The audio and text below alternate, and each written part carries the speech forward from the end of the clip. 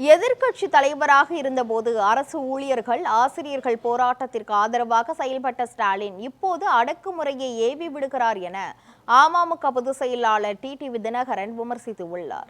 நெல்லை மாவட்டம் முன்னீர்பள்ளத்தில் நாங்குநேரி அமமுக வேட்பாளர் இசக்கிமுத்துவை ஆதரித்து அக்கட்சியின் பொதுச் செயலாளர் டிடிவி தினகரன் தேர்தல் பரப்புரை மேற்கொண்டார்.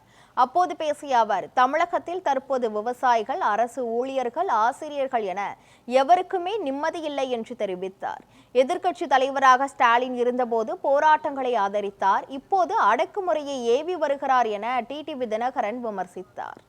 ஆதரவளித்தாரோ அந்த போராட்டங்களை எல்லாம் இன்றைக்கு ஒரு காவல்துறை முன்னாள் தமிழ்நாடு முழுவதும் யாரெல்லாம் திமுகவினரின் இந்த சட்டவிரோத செயல்களை எதிர்த்து பேசுகிறார்களோ அவர்கள் எல்லாம் ஒன்று விரட்டப்படுகிறார்கள் அல்லது கொலை செய்யப்படுகிறார்கள். இன்னும் சொல்ல போனால் இன்றைக்கு அதிகாரிகள் கொலை செய்யப்படுகிறார்கள். இந்த ஆட்சியில யாருக்குமே நிம்மதி இல்லை என்பதுதான் உண்மை. விலைவாசி இன்றைக்கு 1000 ரூபாய் கொடுக்கிறேங்கிறார பழனிசாமி அண்ணன் ஆட்சியை விட்டு இறங்கிய பிறகு இன்றைக்கு வரை அரிசி, பருப்பு, எண்ணெய் விலை முதல் மின்கட்டணம், பால் பொருட்கள் விலை என அனைத்து உயர்ந்திருக்கிறது.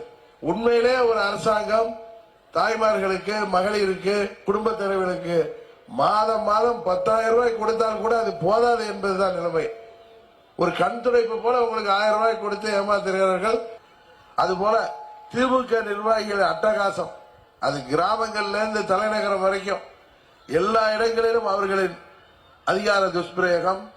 இன்றைக்கு போதை மருந்து தமிழ்நாட்டில் காவல்துறையால் தடை செய்ய முடியாமல் அவர்கள் தத்தளிக்கிறார்கள் என்றால் அதற்கு காரணம் போதை மருந்து வியாபாரத்திற்கு மறைமுகமாக திமுகவின் துணை இருக்கிறது.